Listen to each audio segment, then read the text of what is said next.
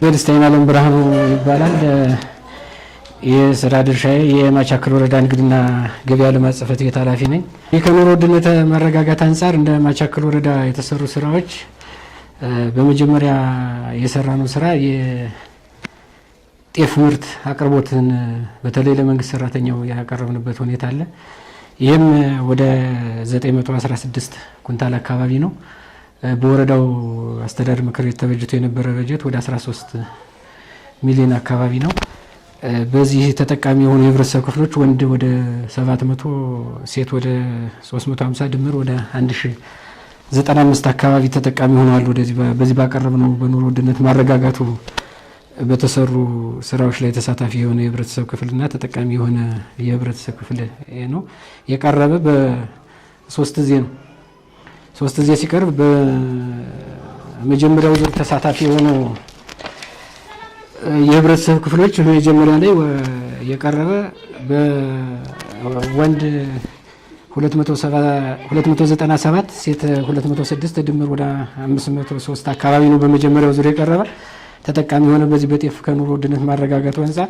በሁለተኛው ዙር 147 ወንድ ሴት 93 ድምር 240 ነው።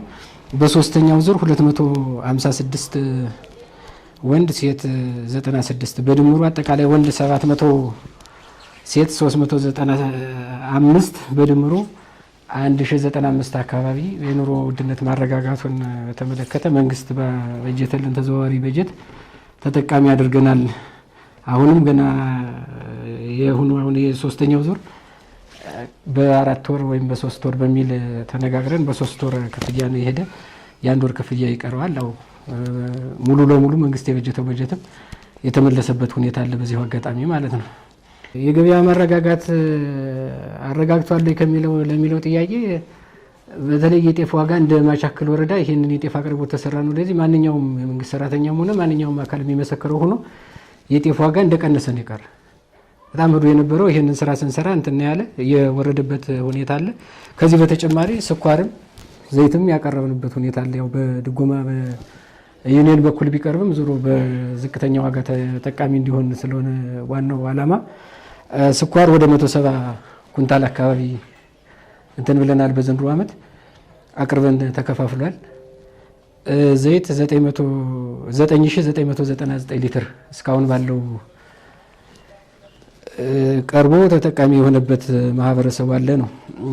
ምናልባት ለወደፊት ምን አስባችኋል የሚለው እንግዲህ ይሄ ያለው በጀትም እየተመለሰ ስለሆነ መንግስት አሁንም ሰኔ እየመጣ ስለሆነና በጀቱ እየተገባደደ ስለሆነ ሰፋ ያለ በጀት አስዘን ከዚህ የበለጠ ተጠቃሚ የምናደርግበትን አሁን በአብዛኛው የኑሮ ውድነት ተጎጂ መንግስት ሰራተኛው ነው በሚል ለመንግስት ሰራተኛው ነው ይሄንን አቅርቦት እየሰራን ያለ። ለወደፊት ግን ሰፋ ያለ በጀት እንደ መንግስት አስበጅተን ሌላው የማህበረሰብ ጭምር በዚህ ተጠቃሚ እንዲሆንና ከዚህ ከዘንድሮ በተሻለ የገበያ ማረጋጋት ስራ እንሰራለን ብለን አቅደናል።